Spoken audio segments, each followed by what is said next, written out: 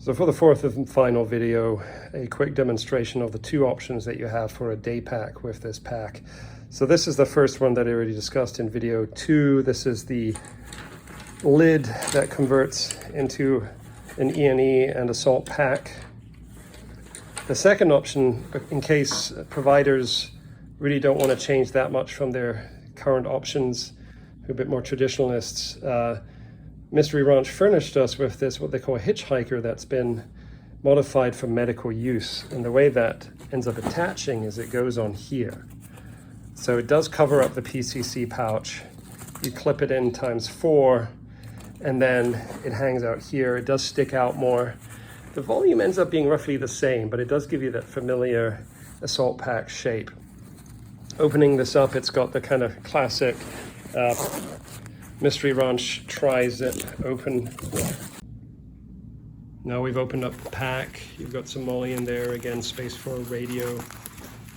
Then here you can put in those med pouches, or pockets as they're called, that I showed earlier, 2 on each side, plus 2 liters of fluids. Once you put in the pockets and the fluids, there really isn't much space in here for sustainment gear is one downside. There's also no MOLLE on the side, which you're already adding a lot of extra depth to this pack if you have this attached, which was one reason we also wanted to look at this design. But certainly this is a traditionalist option. The liter size is basically the same. I think this one is actually slightly larger, plus you can add something here with the MOLLE on the outside to further increase the volume. This is actually bigger than this, but to give traditionalists who are transitioning from the GWOT more options, we're actually going to ship this with both the med lid, I think that's what we call it, and then this medical hitchhiker, so that when it's being tested, ultimately people in the field can make a decision which one they prefer, and then later iterations will have one or the other.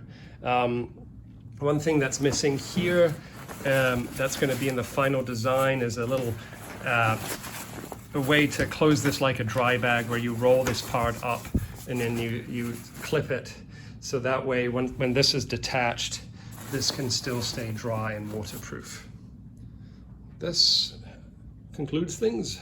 We've gone over the comparison between these two packs, talked about the TCCC aspects, the side pouches, the med lid, the medical hitchhiker, talked about the sustainment aspects contained in this pack, and then everything about the PCC and the PFAC. If you have any questions, feel free to email me, call me if you have my number, and we can talk more about this. We're pretty close to done at this stage, and the next phase will be testing out really the PFAC more than anything.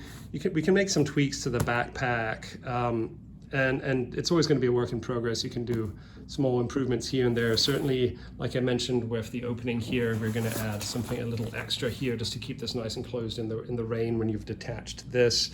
And ultimately, if this is ever fielded, the final design is way above my pay grade, but it's a start. But it's really the PFAC that we need to test in terms of contents, in terms of ergonomics, to make sure that medics of various levels can feel comfortable using it.